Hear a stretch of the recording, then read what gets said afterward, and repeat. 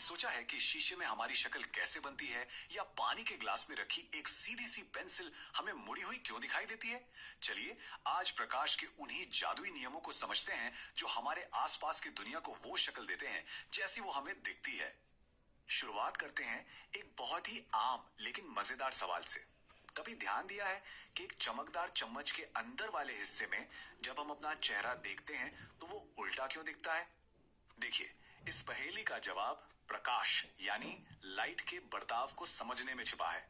ये चम्मच सिर्फ एक चम्मच नहीं, बल्कि असल में फिजिक्स का एक छोटा सा लेसन है जो हमारी रसोई में ही मौजूद है। तो सबसे पहले हम देखते कैसे हैं? भाई सारा खेल लाइट का है। जब लाइट किसी चीज से टकराती है तो वो उछलकर हमारी आंखों तक पहुंचती है। बस यही एक सीधी साधी सी क्रिया है जो हमें देखने में मदद करती है। ठीक है, तो चलिए पहले बड़े सिद्धांत में उतरते हैं, परावर्तन यानी रिफ्लेक्शन। ये उन नियमों का सेट है जो बताते हैं कि शीशे कैसे काम करते हैं, और हाँ, हमारा वो रहस्यमयी चम्मच भी। परावर्तन का मतलब बहुत सीधा सा है। सोचिए, जैसे एक गेंद दीवार से टकराकर वापस आती है, लाइट की किरणें भी एक चिकनी सतह से टकराकर लगभग वैसे ही लौट आती हैं। और हाँ, ये कोई रैंडम उछाल नहीं है। लाइट दो बड़े ही आसान नियमों को मानकर चलती है। पहला, आने का एंगल और जाने का एंगल हमेशा बराबर होता है, बिल्कुल एक परफेक्ट बाउंस की तरह। और दूसरा, आने वाली किरण, जाने वाली किरण और सतह का सेंटर, ये सब एक ही लाइन में होते हैं, एकदम साफ सुथरा और प्रिडिक्टेबल। तो चलिए वापस अपने चम्मच पर आते हैं। चम्मच का असली राज उसकी सपाट सतह नहीं, बल्कि उसका घुमाव है। यही घुमाव उसे खास तरह का शीशा यानी एक घुमावदार दर्पण बना देता है। अब ये घुमावदार दर्पण दो तरह के होते हैं। एक होता है अवतल, जो अंदर की तरफ धंसा होता है, एक गुफा की तरह, और ये लाइट को एक जगह इकट्ठा करता है। चम्मच का वो हिस्सा जिससे हम खाते हैं वही है ये। दूसरा है उत्तल, जो बाहर की तरफ उभरा होता है और ये लाइट को फैलाता है। ये है चम्मच का पिछला हिस्सा। तो मजा यहीं से शुरू होता है। एक अवतल दर्पण जैसे हमारे चम्मच का अंदरूनी हिस्सा इस बात पर अपनी चाल बदलता है कि हम उससे कितनी दूर हैं। जब हम दूर से देखते हैं तो वो लाइट की किरणों को इस तरह मोड़ता है कि वो एक दूसरे को क्रॉस कर जाती हैं और बस हमारी इमेज हो जाती है उल्टी। यही है हमारे चम्मच का राज।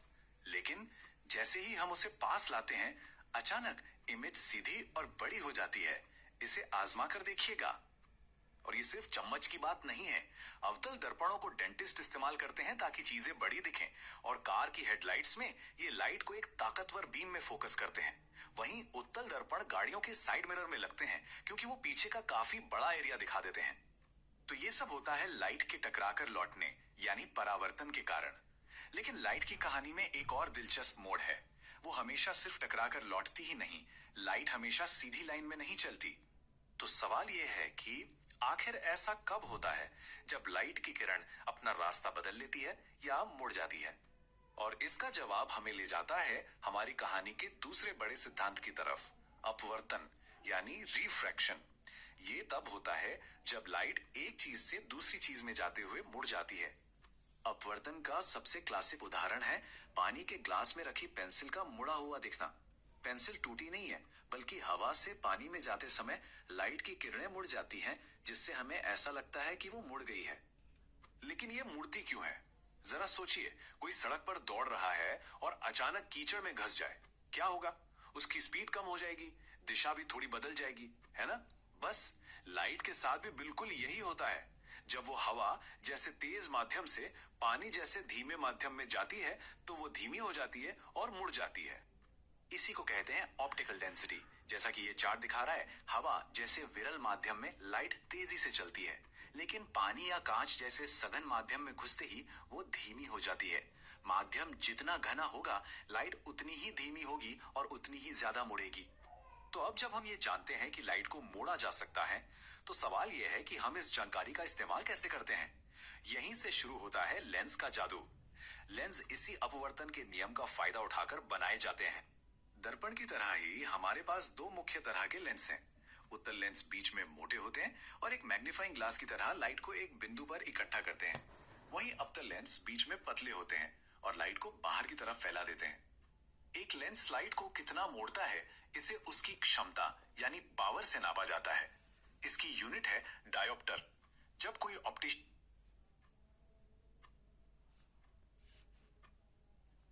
लेंस लाइट को कितना मोड़ता है, इसे उसकी क्षमता यानी पावर से नापा जाता है। इसकी यूनिट है डायोप्टर।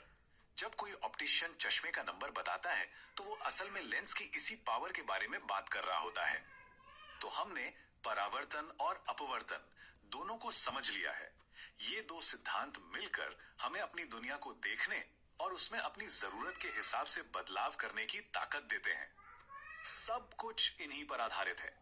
एक साधारण शीशे से लेकर ताकतवर दूरबीन और माइक्रोस्कोप तक सब कुछ बस इन दो आसान से नियमों पर ही तो काम करता है। लाइट या तो सतह से टकराकर लौटती है या एक माध्यम से दूसरे में जाते हुए मुड़ जाती है। लेकिन यहां एक आखिरी पहेली है। हमने लाइट के बारे में ऐसे बात की जैसे वो छोटी छोटी गेंदें हों जो उछलती और मुड़ती हैं, पर कभी कभी वो एक तरंग की तरह भी बर्ताव करती हैं, जैसे पानी में लहरें फैलती हैं। तो आखिर वो है क्या? और ये हमें एक बहुत ही गहरे सवाल पर लाके छोड़ देता है। अगर लाइट कभी कण की तरह बर्ताव करती है और कभी तरंग की तरह, तो असल में वो है क्या? ये एक ऐसा सवाल है जिसने सदियों से वैज्ञानिकों को सोचने पर मजबूर किया है, और ये दिखाता है कि हमारे आसपास की सबसे आम चीजों में भी कितने गहरे रहस्य छिपे हो सकते हैं।